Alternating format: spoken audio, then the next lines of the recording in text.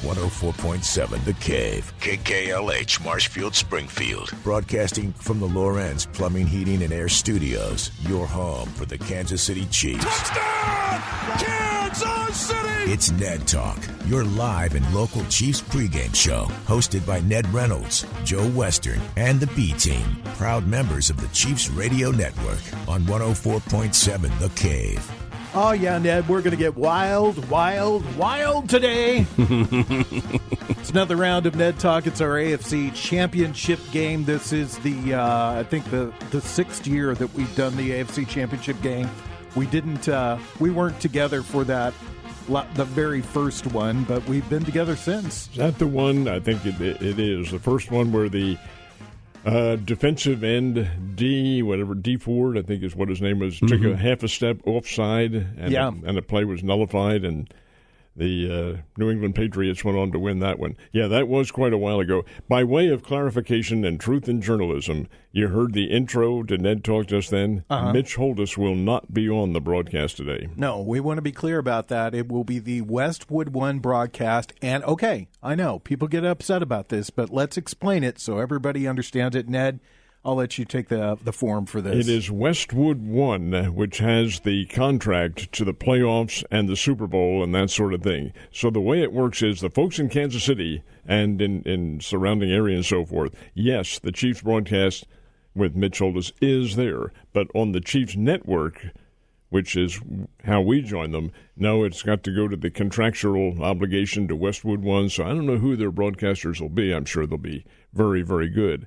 But it won't be the local flavor. Now, the post-game show, correct me if I'm wrong, Joe, but that does go back to the Chiefs network, does it not? Yes, and part of the broadcast today will be the Chiefs pregame show. And pregame, yeah. So a little bit of mix of everything in between. You'll get the what's going on with the Chiefs and the pregame show, and then we'll switch over to the Westwood One pregame show, and then the game will be carried on Westwood One, and then the postgame will be back again with the Chiefs. So let's get the big thing out of the room right now. It was an interesting week on Facebook and social media to see. My favorite was the referee dressed in red and white, wearing the Chiefs hat. But you've got a buddy that was a former white hat in the NFL, and what do you say about those particular calls? The one in which the facial contact, which was a sack, although I believe Mahomes got the pass off. But he was hit high, and my friend says, yes, legitimate call. That was roughing the passer. Anytime you're high and make contact with the facial area of the head, that is roughing the passer, even though he's let go of the ball. Now, the other one, the pass interference is what that was called, is not reviewable. Now, as it turned out, when we can see it, because they can show it in slow motion, but it's still not a reviewable call by the officials. And it was a little bad. But I am going to disagree with those who, and you've read these stories now because they proliferated here over the last couple of weeks, that the Chiefs are disliked by everybody and so forth and so on. Hey, gang, look, this is nothing new. This is American sports. And when you have a dominant organization, no, it's not going to be liked by everybody. My gosh, I remember growing up in the Philadelphia area when the New York Yankees won everything. They were one of the DJs. I really admired his ability to verbalize a lot of fans. The abominable, despicable, monopolistic New York Yankees is always. Well, I saw somebody post online too. Only losers blame officiating, and I can remember many years walking into the studio and hearing Mike the intern say, "It was the officiating cost the game last night." So right. I mean, what goes around comes around is what I think with sports, and look, if you're the most despised team at anything, then that means you're good. Oh yes, that means you're really good. And I was talking to Alec, who's not with us this week. Alec's taking a little break from the show. He'll be back, though. And one of the things he said was, he was just bored with the Chiefs. And I get it. He's not a Chiefs fan. He's not into the whole Chiefs thing. He's a Steelers fan. I can remember back when San Antonio was dominant in the NBA, and they were the most boring team to watch. I felt like New England was a boring team to watch when they were dominant. I don't think the Chiefs are boring by any stretch of the imagination. I think they're a pretty exciting football team to watch. But that's just my opinion. And I wouldn't call myself like an overboard Chiefs fan. That is, I think you described that very well. This is coming from folks who've been beaten by the Chiefs. Yeah. The Chiefs are so good. Now, don't misunderstand. I'm not saying that people don't like them or anything like that, but they are so good that they are the top choice for all of the TV games that are on. If it comes to a situation in which a network isn't involved contractually or whatever, or a game that's out of the country or anything of that nature, hey, the Chiefs always come to the fore because everybody wants to watch them. Why do you think they played these last 2 Christmas days? Because the audience is there. They want to see them. They're not looking for the... Well, I'm not going to point out any other team, but the Chiefs come right to the TV moguls know fully well that Kansas City will bring in an audience. You know, I was listening to an interview a couple of weeks back to a guy that I've listened to musically over the years. His name's Brian Ferry. He's a British artist, and he was in a band called Roxy Music. And I don't know, Brian Ferry's probably in his mid to late 70s. He's just become a football fan in the U.S. He's British. And he follows the Chiefs. That's his team. He follows the Kansas City Chiefs. That's what they've been able to do. And they're no different than what the Patriots or the Yankees or the Cowboys or the Celtics or the Lakers, what they've been able to do about making fans kind of across the board. They become America's team, and that's where the Chiefs are at right now. And if you're a fan of a franchise like the Kansas City Chiefs, that's where you want your franchise to be. Of course. Well, sure. I remember as a kid growing up, and this is a baseball analogy, we were Phillies fans. We could not stand the Brooklyn Dodgers. Could not stand them. And why? Because they won every damn time that they came into Philadelphia, and the crowds were always half Brooklyn, half Philadelphia. It just didn't resonate because we were fans. We weren't objective reporters. Right. Yes. And that makes the difference. Josh, you are our Chiefs fan for the day. And how's this feel for you? Well, okay, so let me speak to this point of fandom for a moment. Being a longtime Alabama fan, the success that Alabama has had I have had more people tell me they hate Alabama in the Nick Saban era than ever before. I think it's more than just when a team is at the top. The first time they're like, okay, good for them. They won a championship. When they have continued success at the top, that's when that hatred starts to build because everybody wants their team to be the best. And when another team is the best, they, as that other fandom, they get tired of it. And they want to see that team lose. Now, that also leads to what you were saying, Ned. The TV revenue is great for the Chiefs, not just because of Chiefs Kingdom, but because of all the haters that want to watch them lose on top of that. And so you get that extra bump for that reason too, which kind of is a self-defeating prophecy for these people that hate it. So, but here's what I can say. Again, experiencing the success of Alabama as a fan, I'm loving what's going on with the Chiefs. They put it together every year for these last few years. They've done really well. It's been exciting for me. And they are not. I hated the Patriots when they were in their dynasty era because I agree they were boring. I agree with you with the Chiefs too, though, Joe. I don't think the Chiefs are boring at all because they're winning by the skin of their teeth most of these games when they should be blowing people out. They find a way to win. Yeah, they do. And that can be very exciting. It's also frustrating if you're watching them on a weekly basis. This is Ned Talk. We are right here in Springfield, Missouri. We're sitting in the Midwest Family Broadcasting Cave Studios. Ned Reynolds, Josh Roberts, myself, Joe Westen. I say that because I don't want anybody to confuse us for artificial intelligence sitting here. Right. There's no intelligence here at all. There might be some artificial parts on us, but there's no intelligence. I promise you there will be next week. Yeah. That's right. So we're talking about the Chiefs, and I wanted to talk a little bit about – I don't know did either one of you watch the broadcast last week, or how did you do the game last week? Did you watch the game on TV? The Eagles game? No, the Chiefs game. Oh, the Chiefs game, yeah, watch it on TV, yeah. Wait, what'd you think when Troy Aikman at one point goes, "Oh, come on"? Yeah, I detected a little bit of homerism involved in this, and perhaps a little bit of frustration on the part of the announcers. Not that they had any allegiance, but because they were a little mystified at what the calls were. But, yeah, I can see where that would be perhaps misinterpreted by somebody listening to and watching what was going on. This is the Chiefs game with the Houston Texans that you're talking about. Yeah, and it was on the call where where Mahomes slid, and then two players clashed at the top of him, and neither one of them really hit him, but the official from behind made the call, and what he saw was two players look like they hit him. And when you watched it in full speed, it looked like they hit them, and then when he slowed it down, it was kind of obvious he didn't, but still. And it can't be challenged. That's just it. It's a non-reviewable. And that's what my friend said when he saw this. Hey, his theory, and he's a white hat, his theory was to the crew, call it if you saw it. Make doggone sure you saw it. Well, this guy did think he saw it. Yeah. And made the call. So exonerating him, I think, is relatively easy to do. But, again, things happen. It's a game of collision, game of concussion, and so forth. Incidentally, I'll throw in a score real quickly. 14-12 now, Philadelphia, Washington. Okay.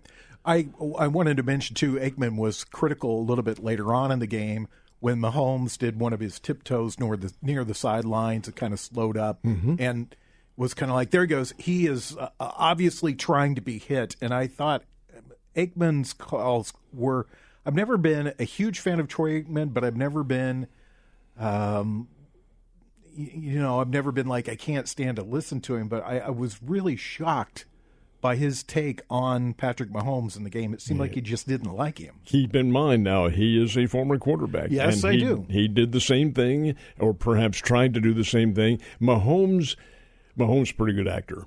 And he has done his share of, and I'm not being critical because it's part of the game, but he's done his share of exaggerating defensive plays, like walking slowly down the sideline and then quick step out of bounds and gets hit and all. Oh, there's a penalty right there. Well, he draws them on, and that's part of the game. I can understand why Aikman might be a little bit critical of it, but it's part of the game, and he can get away with it, do it. And that's the difference in the eras of when Aikman played and now, because there is a lot more of that now. They're trying to get that extra yardage by getting that penalty when there shouldn't be one. Aikman was getting obliterated in his day, and that's what ended his career, was all the concussions that he took as a player. Because of his era, this era that we're in now exists, where there's more protection. I feel like they are a little faster to throw those flags than they might have been in the past. They're not going to let them play, quote unquote, the way they used to, because they are protecting players. But more than that, the cynical part of me, they're protecting the commodity of what the NFL is. Well, what's the difference when you see teams that are like, they've got a corner that's against them that is a little bit handsy, and they go deep on him a lot so they can try to get those. They're not expecting to complete the passes a lot of times. They're wanting the pass interference call. So what's the difference? Well, there is no difference. There really is no difference there, because there's a chance, always a chance, that the official will interpret something downfield, especially if you've got back in the old days, a Johnny Sample or somebody like that who always grabbed and did all this sort of thing. If you have somebody back there, test him out. Make sure that, or not, you can't be sure certainly, but you have an idea the official is going to keep a lookout for something like that, and you may gain a benefit from doing that. That's a rule that I wish would be changed, and it will not be. Interference, I would be much more inclined to agree with the calls if it was a 15-yard penalty as opposed to a spot foul. I agree. I agree with that. It becomes completely. A huge penalty. And it's frustrating to watch a game where, it might be, sometimes it's obvious, sometimes it's ticky-tacky. They're hand fighting all the way down the field, and all of a sudden he pulls his arm away, and the ball's he had to do a miracle to catch the ball, and they get a 45-yard penalty out of it. It's ridiculous. Exactly. Anyway. But it's designed by the owners because the owners want a lot of scoring on the board. That's exactly what they've said it. All 32 when they get together, we need to have more offense. Well, how are you going to get it? Well, you have rules that allow that to happen, and the interference is one of them. In college, that doesn't happen. You don't have that spot foul. Yeah. Right. It's a 15-yard penalty. Exactly. Did you watch the broadcast last week? I didn't. Okay. I wasn't able to. I read the highlights, and I watched the highlights of those two particular those particular penalties that everybody's so mad about. And I agree with what you said. The first one, that was he got hit in the head. They're going to call that. You have to call that. The other one could have been a non-call. So let me ask you this, Ned, since you watched the game last week, and what'd you think? I mean, the Chiefs' offense looked terrible again last week, and I thought that they'd kind of fixed the problem, but their receivers were virtually non-existent last week. And if it wasn't for Travis Kelce and a couple of plays by Xavier Worthy, they didn't have any offense at all. Well, you mentioned the individual earlier. He was the host of my regular duties here during the week. Mike, I said to Mike last Monday, Chiefs had better play a whole lot better than this if they're going to win. Oh, no, they'll be fine. Well, maybe they will be. Maybe after all, there's a lot of rust on that team when they took the field, and that made a big difference because they were slow or slower, but they still won the game.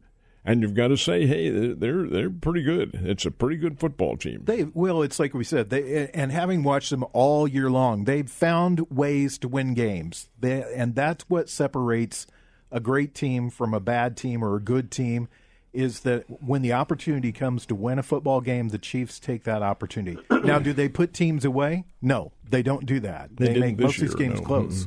Yeah. But I was a little disappointed because, and I was going to ask you your thoughts, if you thought that was just a product of rust, or are they reverting back to the Chiefs that we saw midseason? Yes. I love it when you answer that way. And the competition level is higher. Even though the Houston Texans were there for a reason. They made it into the playoffs. They won their first-round game. That's why they got to play the Chiefs. Well, since you didn't watch the game, Josh, again, receivers were non-existent. Well, yeah, from what I read about the game, it was pretty lackluster on the performance of the Chiefs. But again, their defense was fine because it was a low-scoring game, right? What was the final score? 24-13. Yeah. Yeah. So they held the Texans to 13 points, which in the playoffs, that's awesome. Should have been like 38. You would think could have so, been, yeah. They had a couple opportunities for other scores, and they just couldn't convert. This is the conversation, like you said, we've had all season. The Chiefs' offense has enough talent to score 50 points a game, but they don't. And I don't know why they don't. They just don't. But they went 15-2 this year, and probably could have been 16-1. 16-1 is how they went. That game at Denver, you throw that out. That right. The only team that legitimately beat them is the team they're playing today. Yeah. Yeah. And as far as the Chiefs and Buffalo goes, that game was a blowout. Was a 10, 12-point victory. It was, and I think it was 30-23, wasn't it? I think that was the score, so that would have been. But it wasn't that close. Buffalo dominated that game. So when we come back, we'll talk about the Buffalo Bills and what they have to do to win the game and what the Chiefs have to do to keep them from winning. It's Ned Talk on 104.7 The Cave. You're listening to Ned Talk on 104.7 The Cave, a proud member of the Chiefs Radio Network.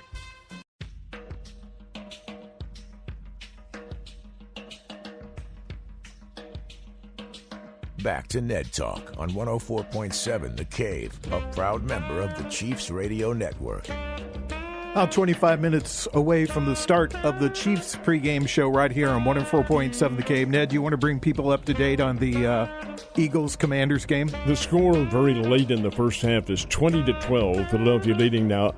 Obviously, Philadelphia scored a touchdown. I don't know whether they missed the extra point or that's just waiting to be posted. I don't know. There was a penalty, so they went for two, and they failed the two-point conversion. Okay, so it's 20-12.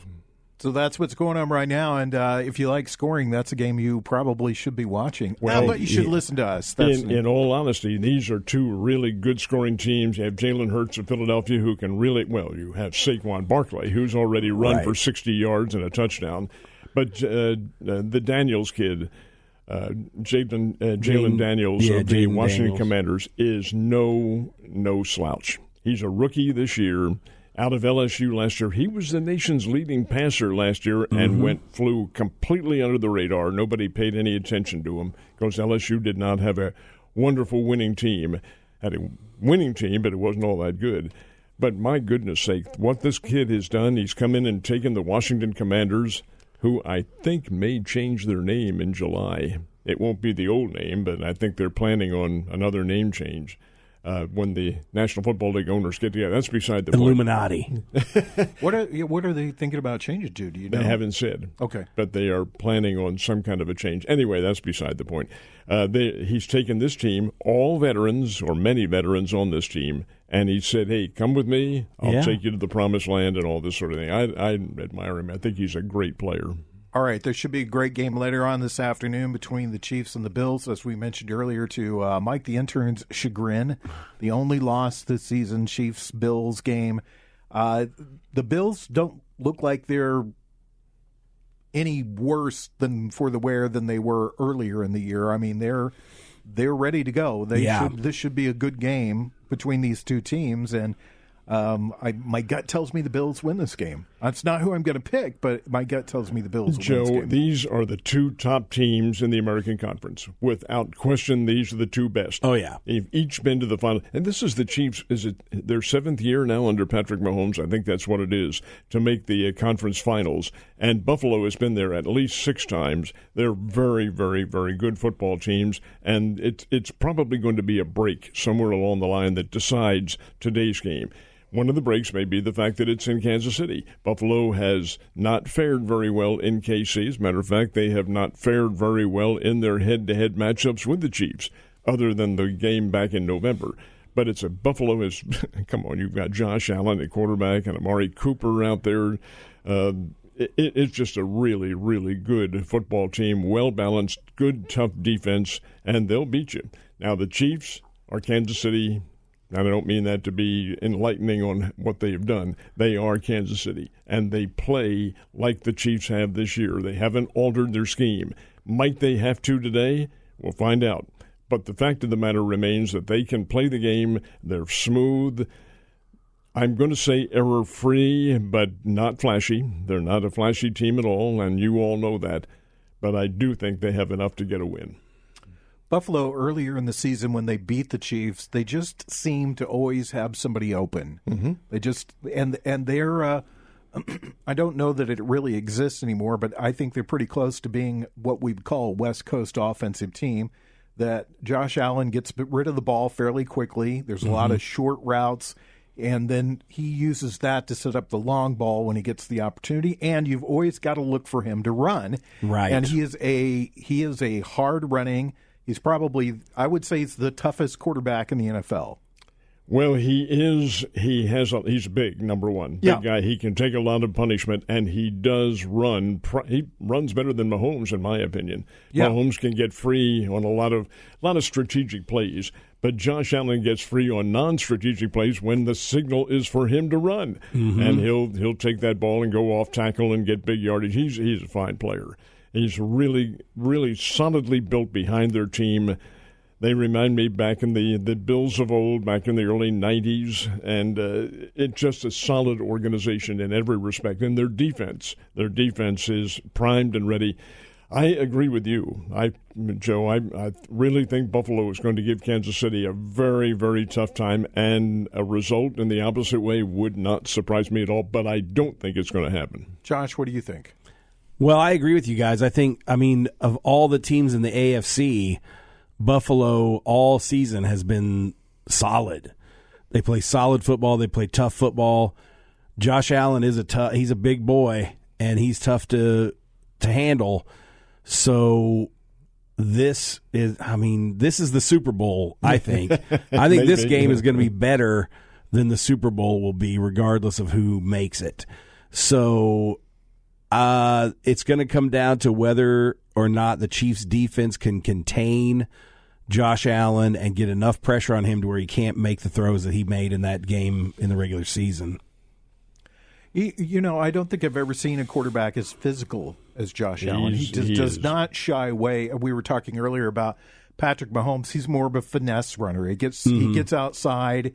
He tries to get his way down the sideline, try to pick up 1 or 2 extra yards on every play just by being finesse. Yeah. And Josh Allen's not that way. He's going to run right at you. I'm of the opinion they are both products of how they played their college football. Here's Mahomes at Texas Tech, and they were an aerial-influenced team. Cliff Kingsbury was their coach, and, I mean, hey, throw the ball all over the place. That's what you're going to have, and Mahomes was all for that.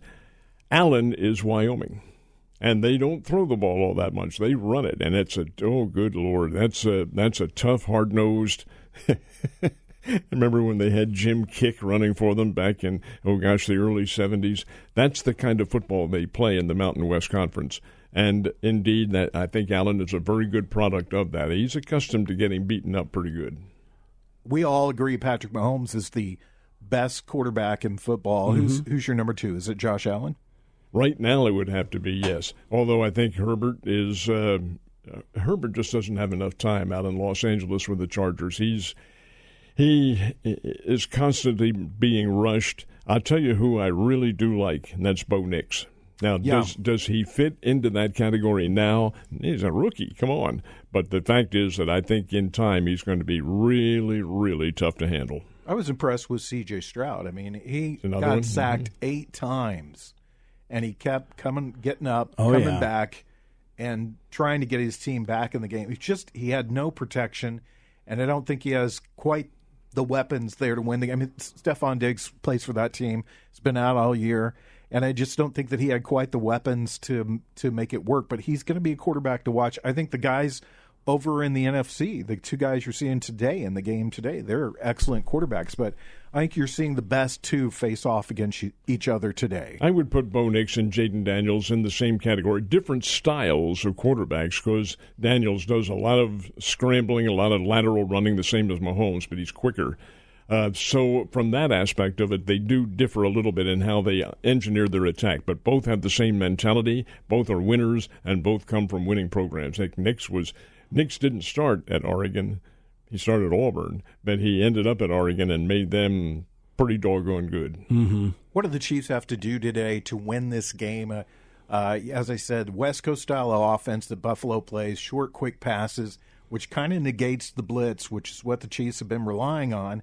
How do they win this game? How do they go about it? Well, they'll have to operate offensively. They'll have to score, and that's the one thing, because Buffalo is going to score, and Buffalo does it in a different way from what Kansas City does. The Chiefs will have to mount an offensive attack that's going to be tough for the Buffalo defense to handle, and I think they can probably do that. They have some really good offensive weapons with the pass. Mahomes has to fend off any kind of pressure he's going to get. By the same token, though, that's what is going to happen to Josh Allen, too, because the Chiefs are trying to put pressure on him. Buffalo will try to take Mahomes right out of his game. They're going to put a lot of pressure on him, flush him out of that pocket, make him run, and maybe get hit, and so forth and so on. That'll be their attack. But I think if Kansas City is able to mount a consistent scoring game, maybe in the high 20s, low 30s, that'll get them through. Josh, what do you think about today's game? What do you think Kansas City needs to do to win this game? I think they have to establish a running game early on. I knew you were going to say that. Yeah, because Isaiah Pacheco is great. And if they can put that threat out there for the Bills so that the Bills have to bring more people in to the box to try to stop Pacheco, then that's going to open up all those receivers, and hopefully they'll make some big plays this game. Because they're going to have to. They're going to have to score a bunch of points. I think they're going to have to score 35 to win this game, personally. But because, like you said, Buffalo's going to score. Buffalo has so many weapons. Buffalo trudges down the field. It seems like they're trudging down the field, but then you're like, wait a minute, that was only like a 3-minute drive. How did that happen? But so if the Chiefs can put pressure on Josh Allen and establish a running game, I think they'll have a great chance of winning. Somebody's got to step up today besides Patrick Mahomes and Travis Kelce. So who do you think it's got to be? Maybe somebody on defense. Okay. Maybe a linebacker. It's really hard to pick out one person to make a big difference in this. Yeah. But I would go with an individual, be it a Chris Smith or the kid from Missouri who plays linebacker for them. I would think it'd be maybe in that grouping somewhere. What do you think, Josh? I think that's a great thought, because if they are throwing short passes or quick passes over the middle, those linebackers need to step in and make an interception or something, or a big hit and get a fumble turnovers. If the Chiefs win the turnover battle, it's going to make it hard for Buffalo to beat them too. For me, it's Kareem Hunt and DeAndre Hopkins. I think those guys have got to come in and make a contribution. And I think Andy Reid's got to figure out some sort of balance with Pacheco and Hunt. Last week we saw Pacheco a lot, and he didn't seem effective.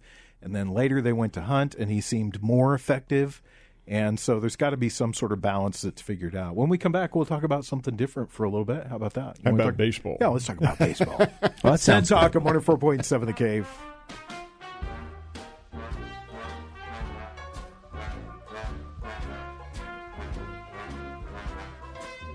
You're listening to Ned Talk on 104.7 The Cave, a proud member of the Chiefs Radio Network.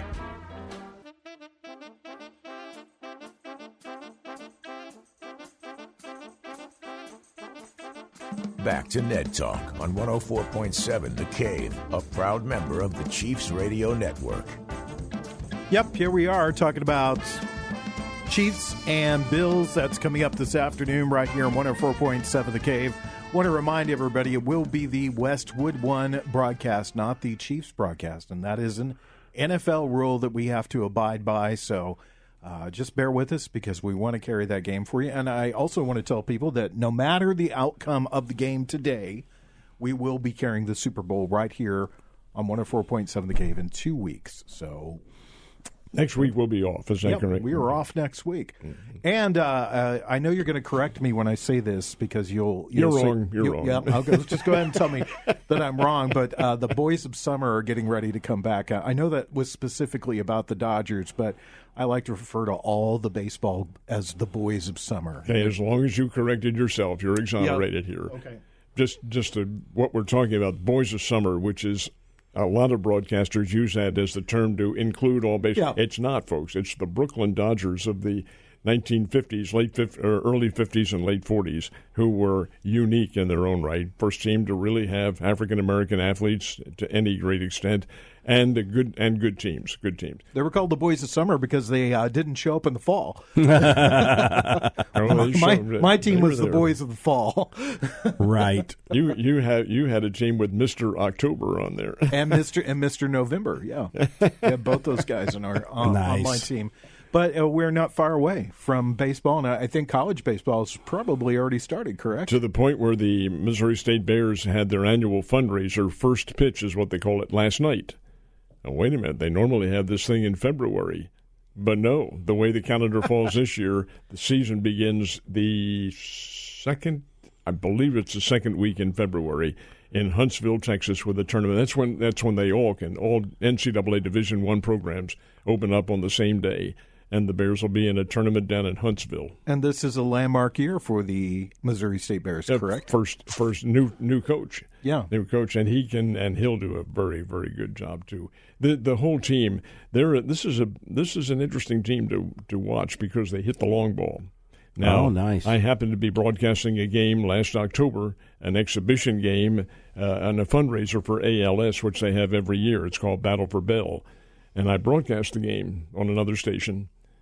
Missouri State hit 7 home runs in the game. This is Hammons Field, folks. 7 home runs, and not one of them was a Bush League home run. Many of them ended up on the roof of the training center. This team can hit. But the fact is that you got to prove it on a D1 circuit, and the first tournament they have at Sam Houston State down in Huntsville will be very good for them. Well, we've got teams reporting here in about 3 weeks, I think it is, usually around February 10th. 14th is when guys go. There's a lot of players I know that 1st of February, they're already there working out. Oh, yeah. They're down there. The official workouts, the Dodgers are the first team to go to spring training this year, Dodgers and Cubs, because they're the first ones to play. And they will do so at the end, actually, 3rd week in March. And they open up the season in Japan, in Tokyo. Oh, wow. And there's every reason why, because who's on the Dodgers? Well, every Japanese player, Ohtani, pretty much a Japanese team at this point. It is almost. Yeah. They all want. I don't blame them. I mean, most of the Japanese players, when they come over here, they want to play in the West Coast for TV games and so that their fans in Japan can see them. Also, they're closer to Japan than playing on the East Coast. But It's just a little ridiculous now at this point, isn't it, David? Well, it sure does seem. It seems like there's a bit of a West Coast bias for these Asian players coming over. Well, they have the choice. Yeah, they sure. can play wherever they want, but Shohei Ohtani's on the team. But the Cubs have a good Asian player, Suzuki. And they do. The Cubs are also very good. The Cubs are a good team. This will be a very good series that opens up in Tokyo. And then, of course, they take the rest of the week off, and then everybody opens up on March the 27th. 27-15 now at halftime.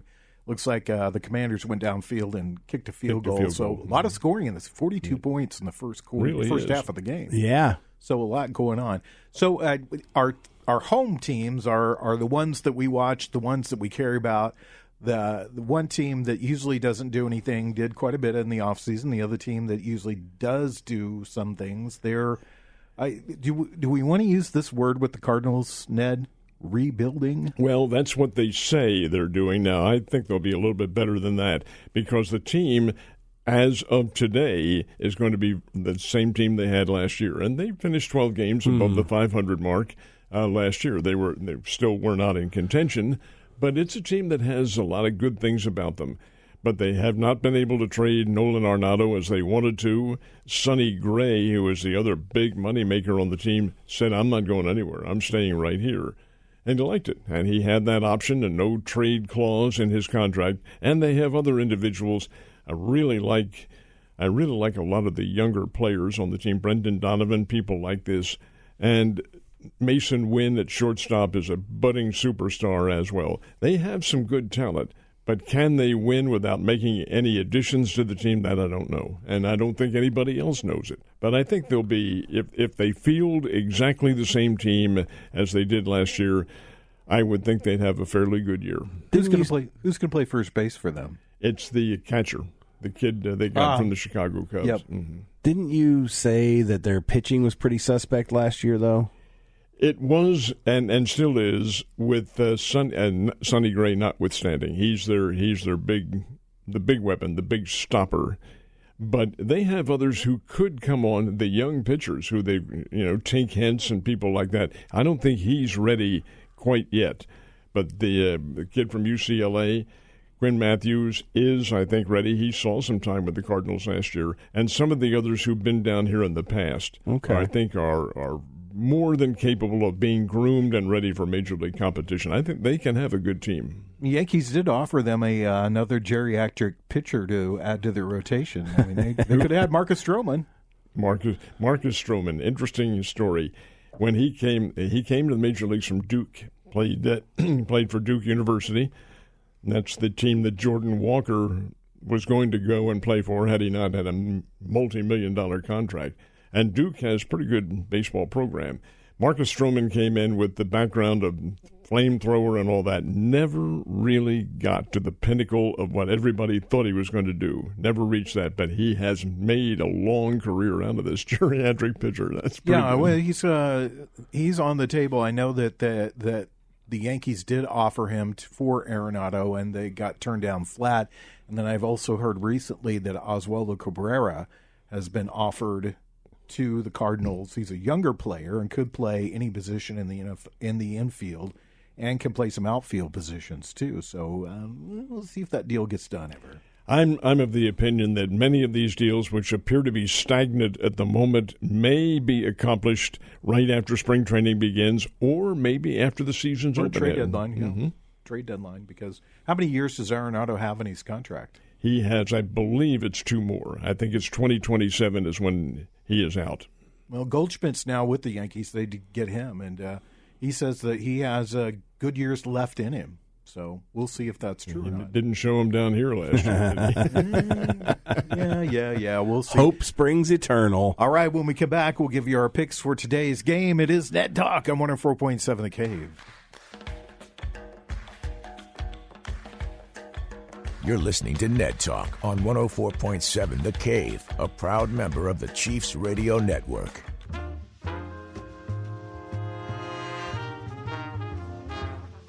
Back to Ned Talk on 104.7 The Cave, a proud member of the Chiefs Radio Network. Ned, bring everybody up to date on the Commanders-Eagles. 27-15 at halftime favor Philadelphia. Probably a little more scoring to come in the second half, but it's a pretty even game. Now, it's not even at all. It's 27-15, but turnovers made the difference. The Washington Commanders had 2 key turnovers, both of which resulted in Philadelphia scores, and Philadelphia has not turned it over at all. So we'll see what happens in the second half, but 27-15 Eagles at the moment. All right, it is that time where we put ourselves out there for everybody and say this is what we stand by for this game, and it does deeply affect our lives and other people's lives too. I know. I love doing the picks. I think it's fun to do the picks, but I think people take this stuff way too seriously. Obviously they do, yeah. Yes. So we're going to do our picks for the game today and talk about the Bills and the Chiefs and pick a score. Let's do this now. We got just a little bit of time, so let's pick the score, pick the player, and pick your winner and your nose if you want to. No, we'll do that. No. The score I think will be 31-29, and I think Kansas City wins it. And I earlier said I think somebody on defense will make a difference in this game. I'm not sure that. I just don't know how Buffalo will try to defend Chris Smith.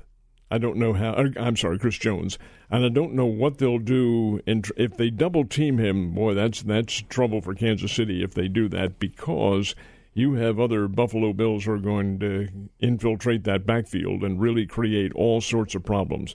But I think if anybody's going to make a big difference, it'll be Chris Jones and maybe one of the D-backs who comes up with a key play. But I do like Kansas City to win it in a close game, probably a nail-biter, 31-29. I could see Trent McDuffie being very important in today's game. Oh, yeah. I could see that, too. What about you, Josh? What's your feeling on I'm going to say the Chiefs are going to win 35-30. Okay. I'm going to say the key is going to be an interception or a fumble recovery by one of the linebackers, maybe Drew Tranquil or could be somebody like that. And what else am I supposed to say? Player. Oh, I think I'm going to say the running backs are going to be the key on offense. Pacheco and Hunt. If they, like you're saying, if Andy Reid has figured out the scheme to use them both effectively, then I think that'll be the key. Carson Steele, will he play? No, come on. That sounds like an 80s Private Eye show, right? Yeah, I know. Carson Steele. Action hero, yeah. Carson Steele. I'm going to go to 21-20. I think it'll be a little bit low scoring than everybody thinks it'll be, because I think you have two teams that are pretty fine defensively. Mm-hmm. I think the Chiefs are not marginally better. I think they're substantially better on defense than Buffalo. I think Buffalo's offense is in tune and clicking and can score, but I think they're going to be troubled by this Kansas City group.